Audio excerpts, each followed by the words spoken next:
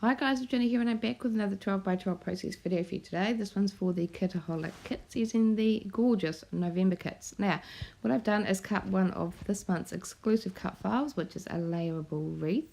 And you could definitely just cut it once. It's got really gorgeous leaves on it.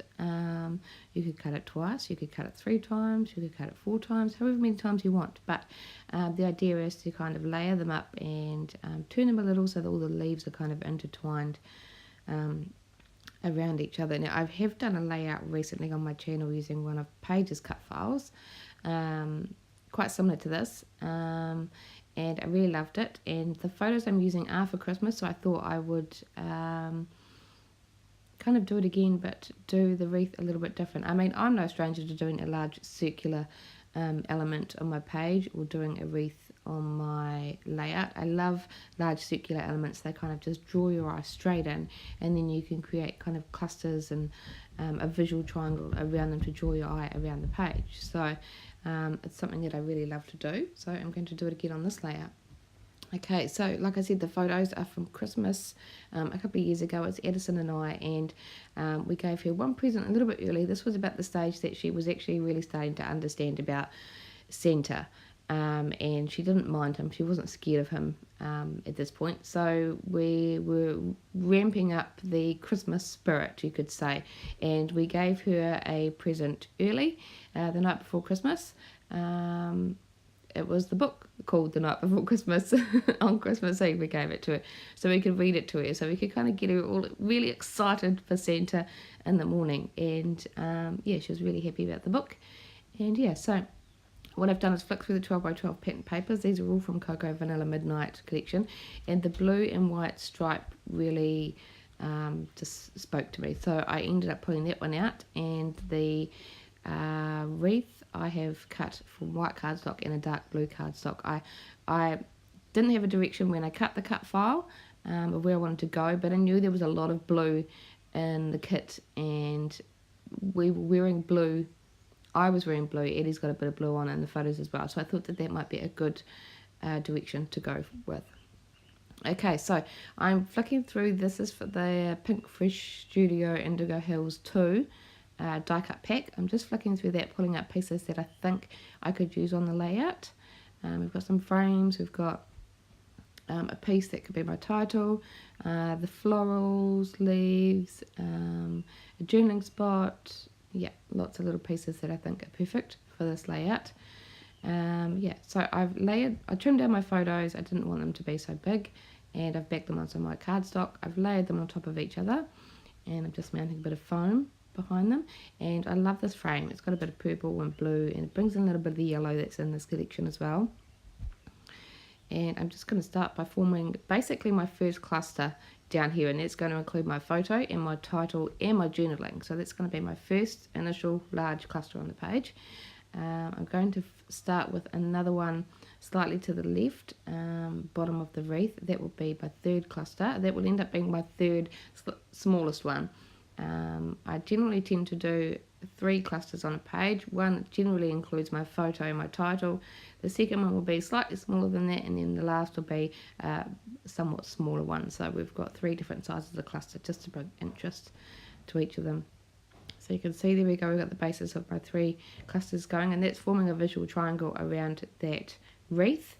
So it's drawing your eye around the page. I mean, the circular element definitely helps to draw your eye around the page, but these clusters, because they're different colours than what's on the background, they just kind of cement that visual triangle. Okay, what a mouthful.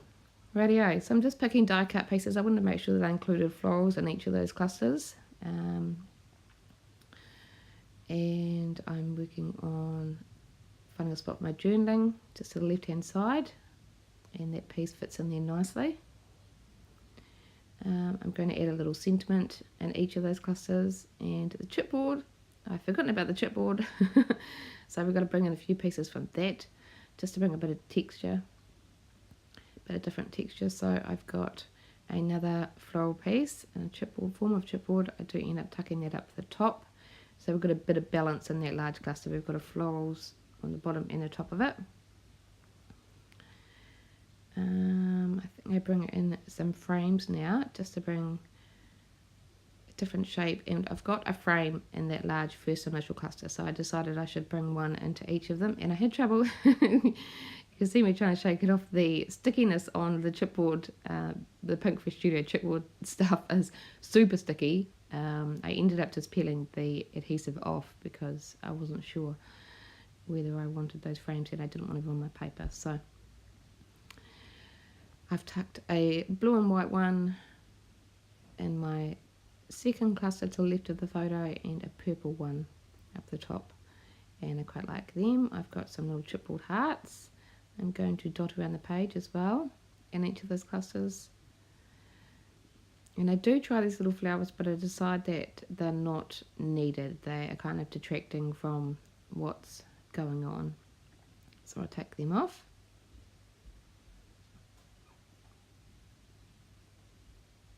And I contemplated changing the die cut frame with the chipboard one, but the chipboard one was slightly smaller and I didn't want to lose it amongst those photos and stuff, so I've left it as the die cut frame.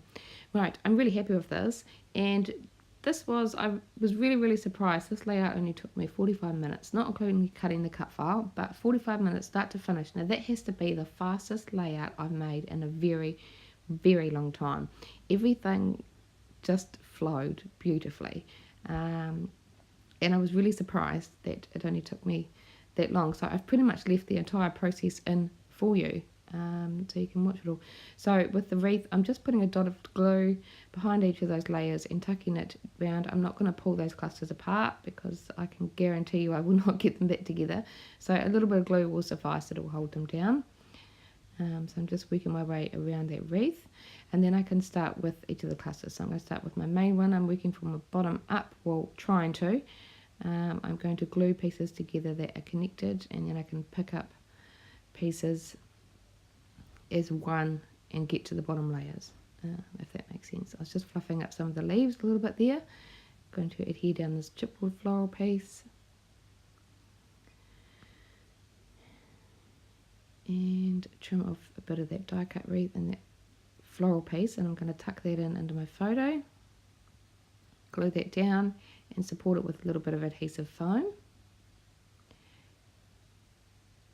and I can glue down this frame. That's my bottom layer,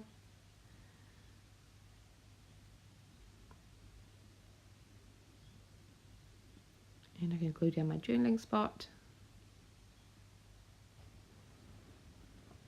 and my photo. I can glue them down there as well, put them in place, and then I can tuck my other pieces back in around those clusters. Okay, so just continuing to add those last few pieces, the leaves at the bottom of this photo, just putting a bit of glue on the ends and tucking them in. Adding a little bit of foam, just on that yellow one because it was sagging a bit. So I'm going to prop that up. I'm going to adhere down that chipboard heart, put that in place, and tuck these last two pieces up the top. Little flower, and they kind of fill in that space that's empty on that frame. Okay, just fluff those leaves up a bit. Now I can work on my second cluster. So just glue that leaf wreath down a little bit, and adhere down the frame. I forgot to add that to the left of my photo, so I'm just going to pop that in there. I'm going to add some adhesive behind this floral die cut. Just make sure it stays propped up.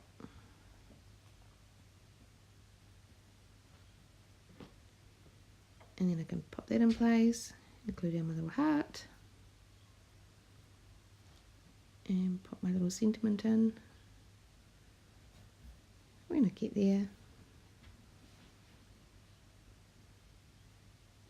So I'm going to put a little bit of adhesive foam to the left of it, because that's going to be resting on that floral die cut, so that's up on foam. So there we go. It's all at the same level now. Just continuing fixing up that wreath as I go around, fluffing up the leaves, adding a little bit of glue. Now I can work on the last cluster really quickly, put that frame in place.